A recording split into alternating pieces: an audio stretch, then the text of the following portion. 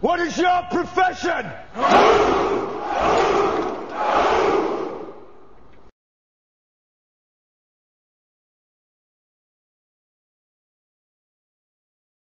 Hello guys, welcome back to my YouTube channel, and I will be showing you a second Elementalist build, but more made for team support. As we go through the build, you will understand why this build is quite effective, but I do have to say this build is kind of a hybrid. It also have a lot more power, has more abilities to stack might with the cantrips right here, but we will come to that later. So first of all, you will be using a dagger and a focus with the sigil of battle and the sigil of strength. So the sigil of strength has 60% chance on critical to gain might for 10 seconds. Now of course with the rune of strength it will be about 14 to 15 seconds. So that's quite cool. So it does have a cooldown of 1 second, so it's very important to utilize this minor trait right here. So gain fury when you switch attunements, you gain 2.5 seconds fury, which gives an additional 20% critical chance, and then we have a total of 45% critical chance if fury is activated.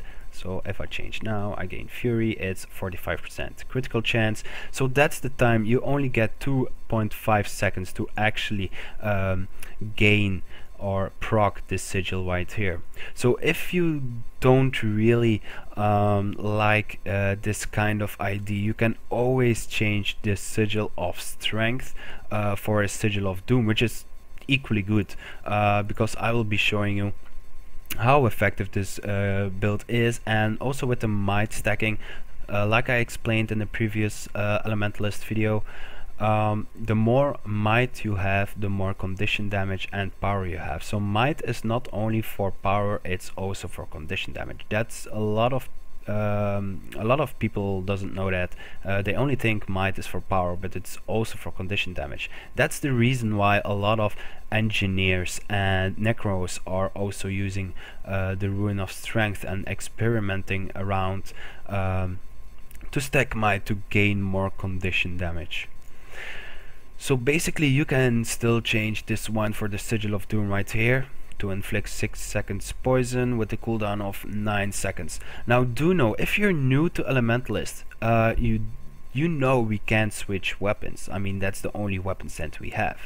But instead of switching weapons, we switch attunement. So if you're new to Elementalist and you don't know a thing about Elementalist, you do have to know that swapping sigils, well, I mean sigils who procs when you swap weapons, also counts, also works even on the Elementalist if they switch attunement. Switching attunement is basically the same as switching weapon. So you, at first, when the first hours I was playing Elementalist, I didn't know that, but it's been like let's see how long I'm playing LA, almost 1700 hours. So yeah, it's quite useful to know that swapping attunements is the same as swapping weapons. So yeah, we're gonna use the rune of strength for the bonus 45% of my duration, which is quite good, and the celestial amulet to play a bit hybrid.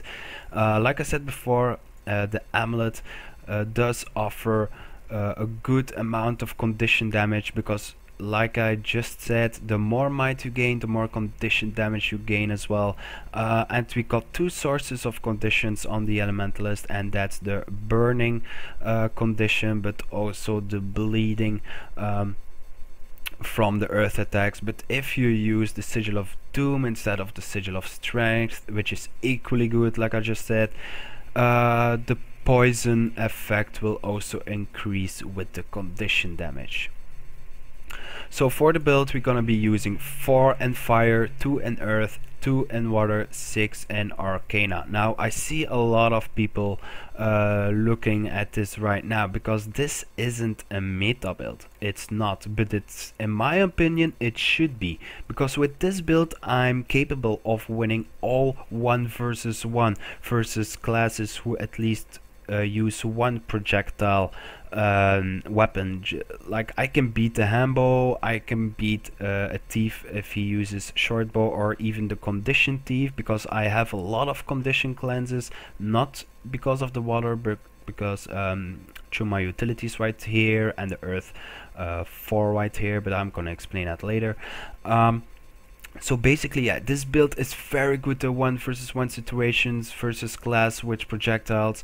Like, let's say, even the turret engineer. I mean, how many builds are able to kill turret engineers? Well, guys, with this build, you just own them in seconds, just because the amount of stacks you can have, and the ability to stop projectiles and even reflect those, but I will explain that later through the weapon skills. Now, first of all, we will be using 4 and fire magic, which gives might, 3 stacks of might every time you use a cantrip. So you got 3 basic cantrips right here. You can say, that's not really useful at all, you only got 3 utilities, it's not really worth it. But let me proceed, guys.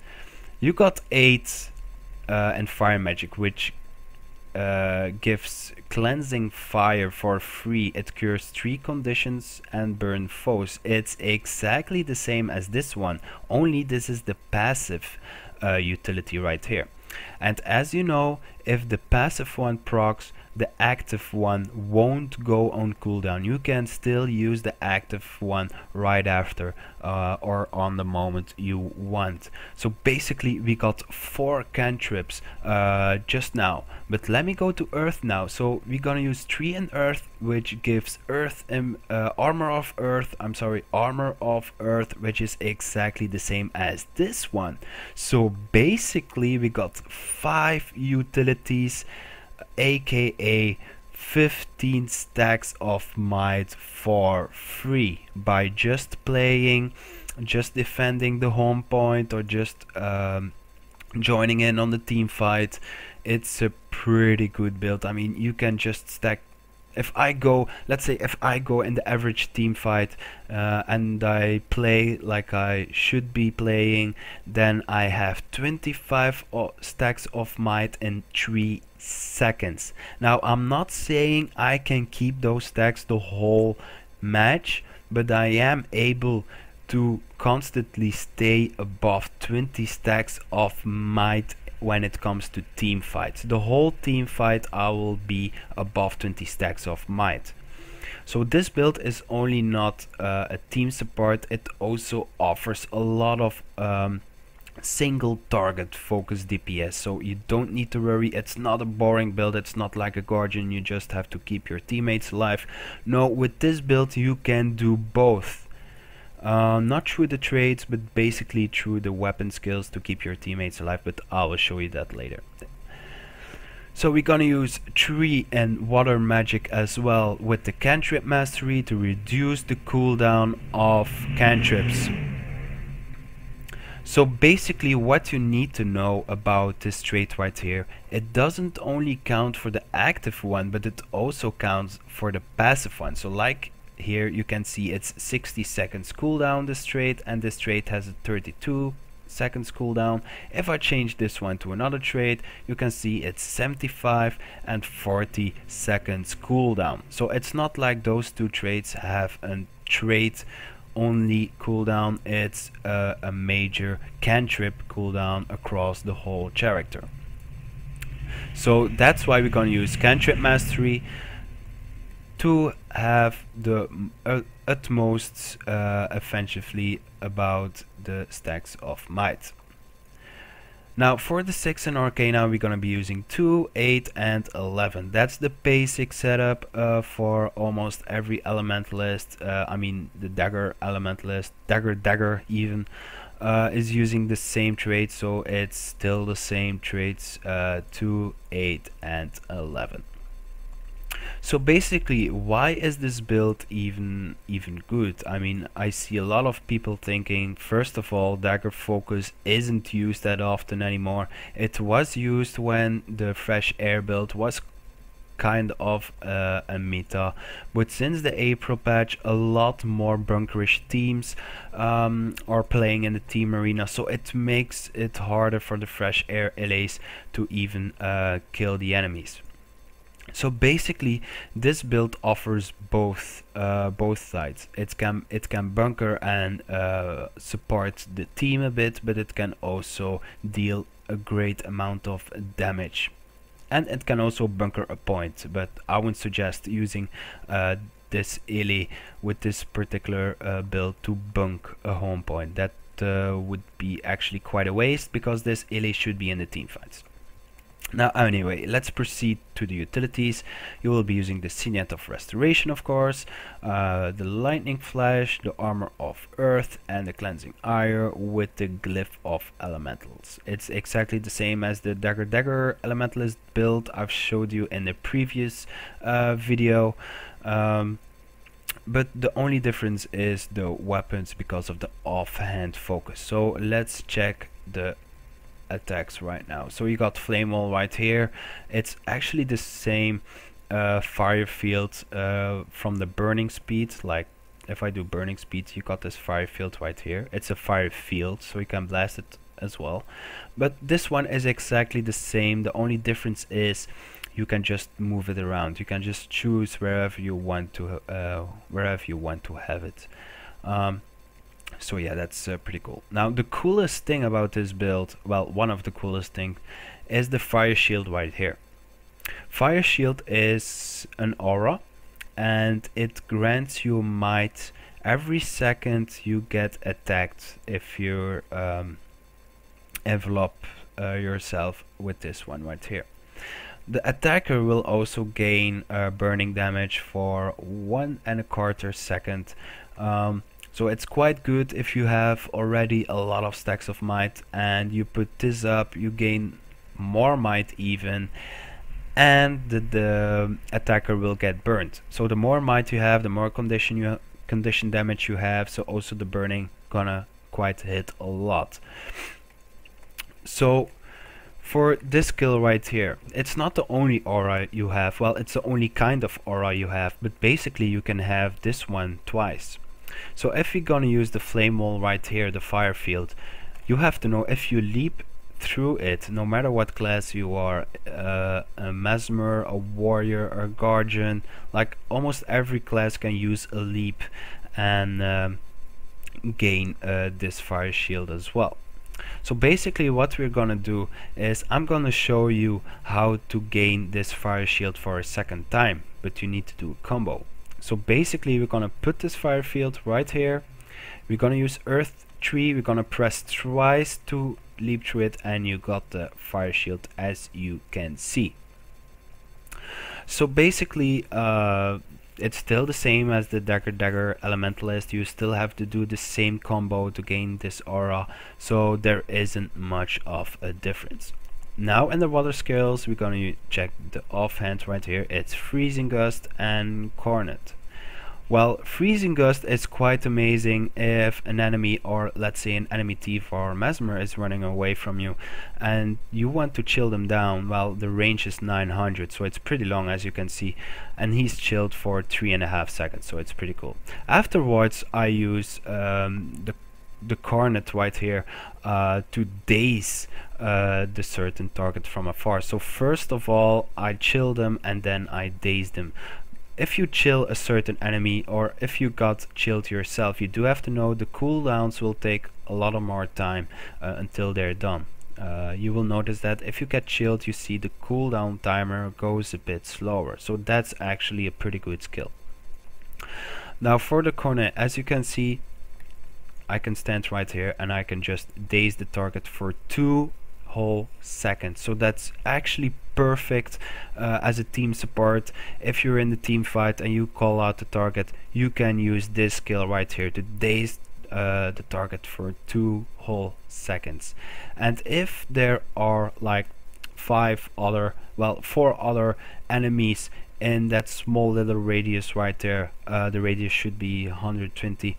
So if they're in the same range as the other enemy, like let's say the enemy is stacking up and use this one, well, all of them will be dazed. So it's actually an AoE daze, which is pretty nice. It also helps versus mesmers, well, shatter mesmers.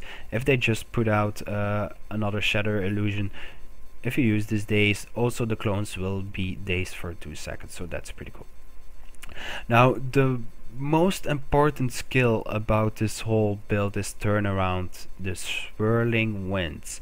I bet most of you elementalists remember the time in World vs. World where we were using focus on the offhand just for one thing, and that was actually blocking the trebuchet and the catapult shots. With this skill you were able to block all incoming projectiles from the trebuchet and the catapults, but also from enemy players. Now they nerfed it over a year ago, so it's only able to block projectiles coming from enemy players. What you do need to know about swirling winds, it's very strong. Like let's say you're on the midpoint on Forest of Nifl, for instance, you do have to know the radius of 400 is pretty big. You cover more than the whole point. Let me use it right now and you will see how big it is. So as you can see, it's pretty big. It covers more than a point, and it stays for 6 seconds, so it's pretty good.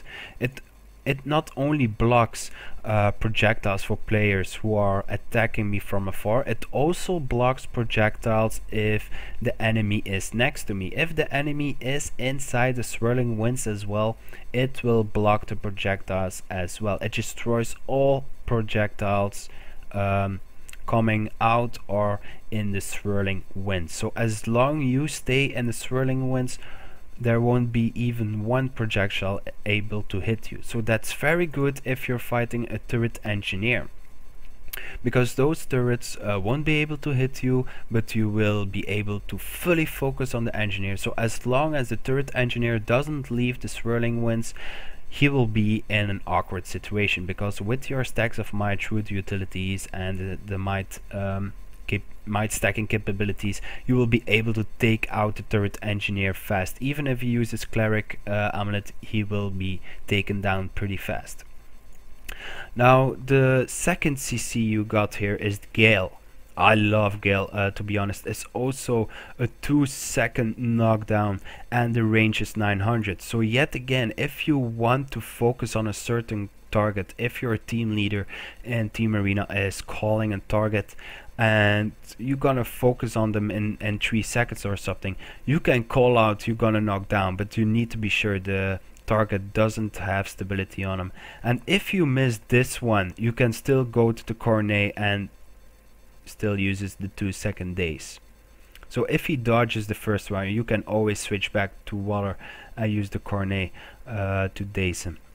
So that's pretty neat. I mean, I really love the swirling winds. Basically, I just use this build for the swirling winds because a lot of classes gets countered in a mid fight or a team fight even when the swirling winds is up. Like for instance, a staff necro can't spam 1 anymore, the death shroud on 1 doesn't work anymore, the longbow on handball warrior doesn't work anymore, the torment on axe sword, the offhand attack, the impale doesn't work anymore.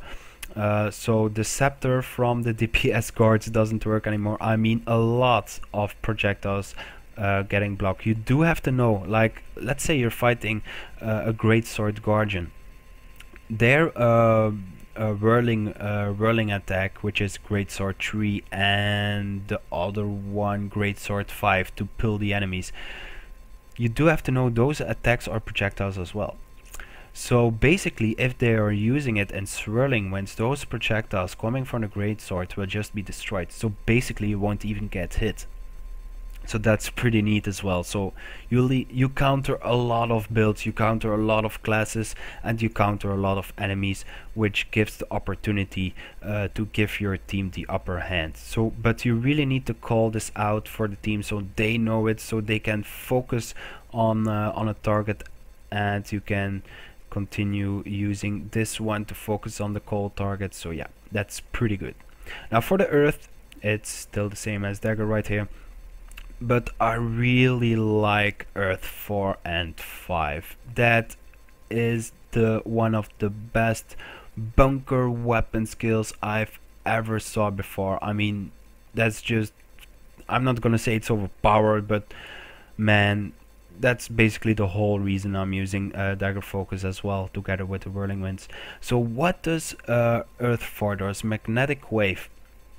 First of all, it reflects all projectiles yet again.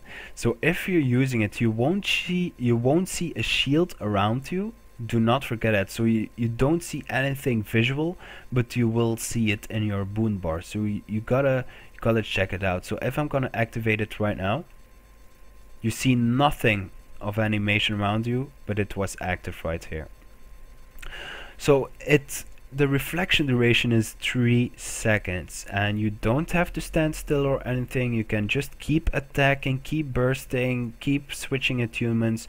The magnetic wave stays for 3 seconds around you, and all projectiles will be reflected back. So imagine if you're fighting a turret engineer or a condition engineer, even whatever other class built with projectiles, they will just DPS themselves, and mostly because they don't see an animation around you, so mostly they won't really know they get attacked by their own targets unless it's too late. So that's a pretty good skill. I'm glad actually it doesn't have an animation, so the enemy doesn't see it.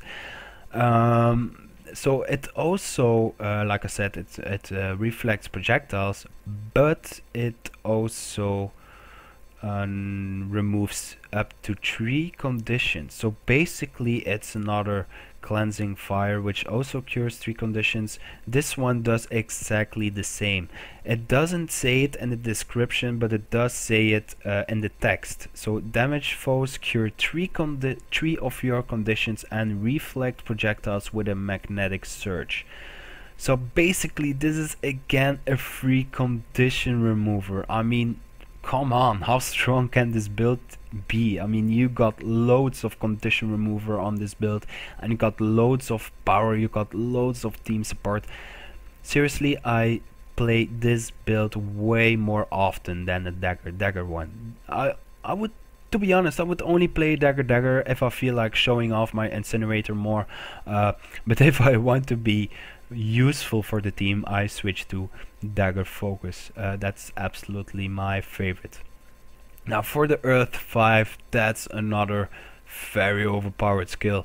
Envelop yourself in a stony armor, making yourself invulnerable for 4 whole seconds. I mean, that's exactly the same as the Elite from the Guardian, but the Elite from the Guardian only lasts for 2 seconds, while this one lasts for the double amount of time. So if I activate this skill right here, you see I change into something gray, and this stays for 4 whole seconds. You're invulnerable to conditions, to CC, to normal attacks, everything. You can't even be hit. Even some sort of unblockable attacks, like let's say the marks from a necro can be unblockable. Well, this one actually ignores them. You're totally invulnerable. So it's also a perfect opportunity. Let's say you down the target and you don't want to be CC'd away. You can use this skill after you pressed F to stomp and just be invulnerable, so you won't get CC'd away when you're stomping. So that's a safe stomp skill right here. But it's also a good skill when you're bunking somewhere, or you need to decap something and the more enemies are coming. Well, with this skill you can hold them off for a bit, and also with the magnetic wave, also with the whirling winds. I mean, you got a lot of opportunities with this build right here.